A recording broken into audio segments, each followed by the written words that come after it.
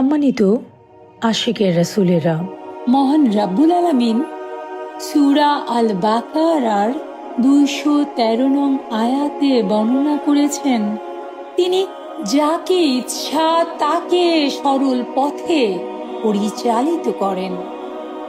এই সোজা পথটাই তরিকতের পথ, যে পথ ধরে আত্মা মুর্শিদের হাত ধরে হেঁটে চলে, রাসূলের অনুসৃত পথে বিলীন হয় আল্লাহ।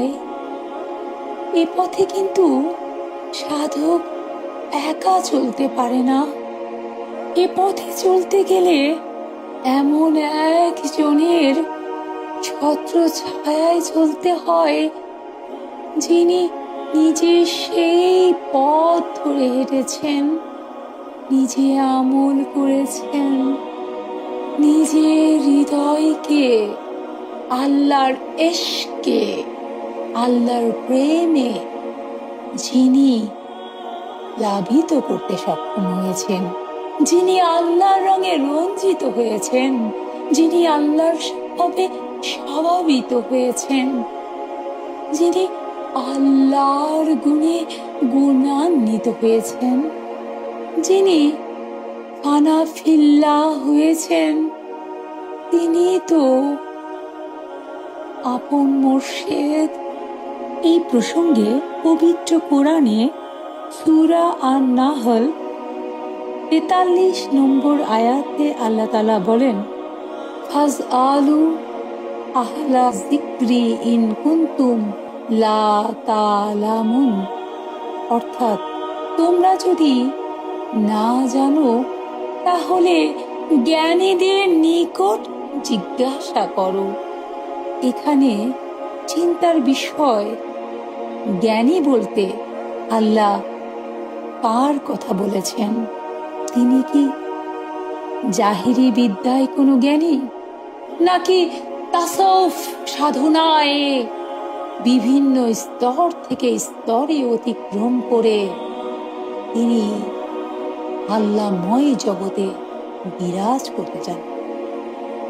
ইলমে মারিফাতের বিদ্যায় যিনি জ্ঞানী, এখানে আহলুজ যিকরি বা স্মরণকারী হলেন সেই মুর্শিদ বর্গ যারা আল্লাহ হৃদয়ে সর্বদা নিমগ্ন, যাদের অন্তর আল্লাহর নূরে পরিপূর্ণ, যাদের নিকট না গেলে আত্মা কখনো সত্যকে জানতে পারে না, চিনতে পারে না, সত্য হৃদয়ে উদ্ভাসিত হয় না। আল্লাহর অলিগণ হচ্ছেন তারা যারা নিজেদের মধ্যে নূর জাগিয়ে অন্য অন্তরেও আলো ছড়িয়ে দিতে সক্ষম। আল্লাহ তাআলা সূরা আত-তাওবা আয়াত 119 বলেন, হে মুমিনগণ, আল্লাহকে ভয় করো এবং সত্যবাদীদের সঙ্গী হও। এখন প্রশ্ন, এই সত্যবাদী মূলত কারা? যুগে যুগে সেই আলোকবর্তিকা হাতে যিনি দাঁড়িয়েছেন সিনা থেকে সিনায়, হৃদয় থেকে হৃদয়ে আলোকিত প্রদীপ হাতে দিয়ে, তিনি তো মুর্শিদ। যাদের হৃদয়ে কোনো মিথ্যা নেই, যাদের নিঃশ্বাস আল্লাহর জিকিরে প্রতিনিয়ত সজীব, সতেজ এবং প্রজ্বলিত, যাদের চোখে দেখা যায় রাসূলের নূরেরই প্রতিফলন, মূলত তাদের সঙ্গেই ঈমান পূর্ণতা পায়, তাদের ছোঁয়াতেই আত্মা মারিফতের দরজায় পৌঁছায়। মুর্শিদ আসলেই আল্লাহর রহমতের সেতু, যিনি তার দৃষ্টিতে মানুষকে আল্লাহর দিকে ফিরিয়ে নেন। মুর্শিদহীন প্রাণ সেই নৌকোর মতো যেখানে মাঝি নেই, যে স্রোতে ভেসে যায়, কিন্তু ভাসতে ভাসতে কখনোই সে গন্তব্যে পৌঁছতে পারে না। অতএব মোর্শেদকে হৃদয়ে ধারণ করা মানে নিজেকে নূরের পথে সমর্পণ করা, আত্মাকে শুদ্ধ করা এবং ঈমানকে জীবন্ত করা।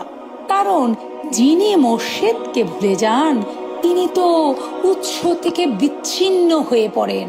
ধরেন একটা গাছ, যে গাছে তার মাটি থেকে পানি থেকে বিচ্ছিন্ন হয়ে যায়, সে আলো সূর্য তার শেকড় থেকে বিচ্ছিন্ন হয়ে যায়, সেই গাছে ফুল ফল কি করে শোভা পাবে?